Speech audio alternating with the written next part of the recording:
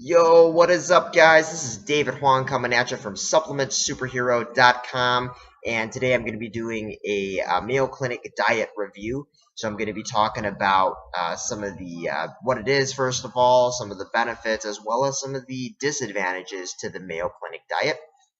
So let's get into it. First off, basically the name says it all. It was basically an original book which came out in 1949 and eventually evolved into an online program and really a complete program and kind of sort of a fad diet. And it was developed by people over at the Mayo Clinic, developed by doctors, a lot of medical professionals, and I think primarily it was dietitians that came up with it. So this is the Mayo Clinic in Minnesota, which is over here in the United States. And basically, you can get the book and just follow the steps in the book. But there also is an online program where you can get access to a lot of tools, trackers, guides, straight up on the internet through the website, where it's $65 per quarter. So it's kind of interesting. You pay $65 per quarter. So really interesting billing cycle there. But the main focus of the diet is to focus on a healthy lifestyle. And what's interesting about the diet is that it doesn't just focus on like weight and just focus on dieting like a lot of other diets out there. They really promote exercise and they promote eating healthy. And there's two parts of the diet. It's divided up into a lose it portion, which focuses on weight loss, and then a live it section where it just focuses on more long-term healthy lifestyle and healthy habits. Now, the lose it phase has a variety of steps and a variety of recommendations that's going to help you lose weight. They actually claim that you could lose up to 6 to 10 pounds within the first couple of weeks. Okay, kind of a bold claim, but it's something that they kind of are pretty strong about. And then in terms of the live it phase, that phase focuses on long-term health and more gradual weight loss, and primarily focuses on like portion control and incorporating exercise into your lifestyle. And they also have an emphasis on essentially replacing 5 bad habits with 5 good habits.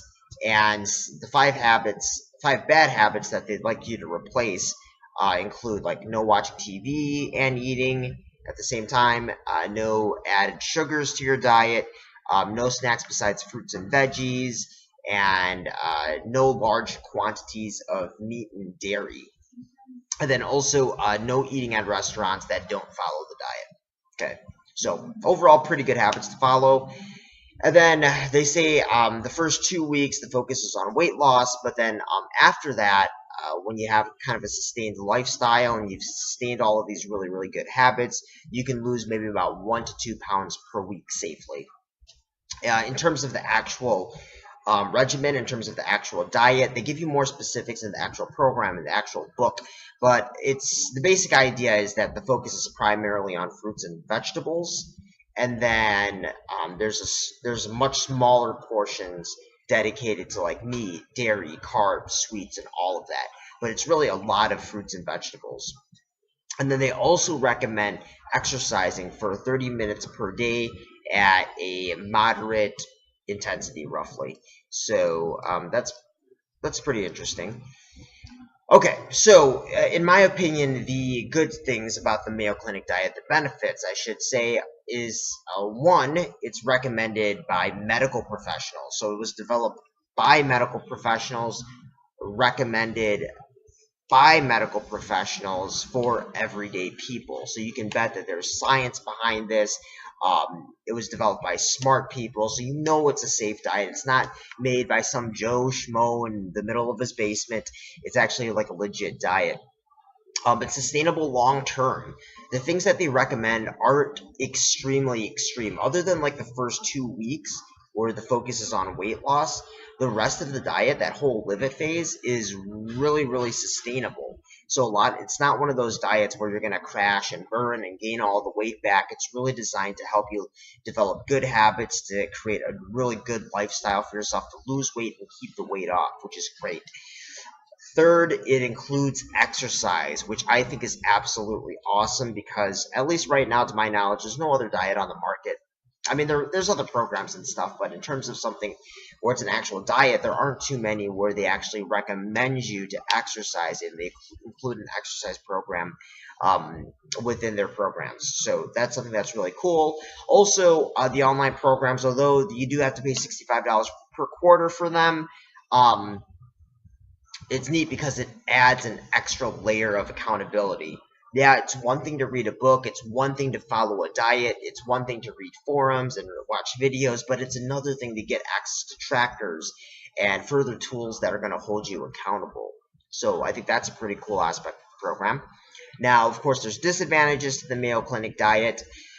One of them being that it might not be intense enough for some. So, I mean, I think this is great for a lot of people who are like really, really big and really overweight and want to live a great lifestyle.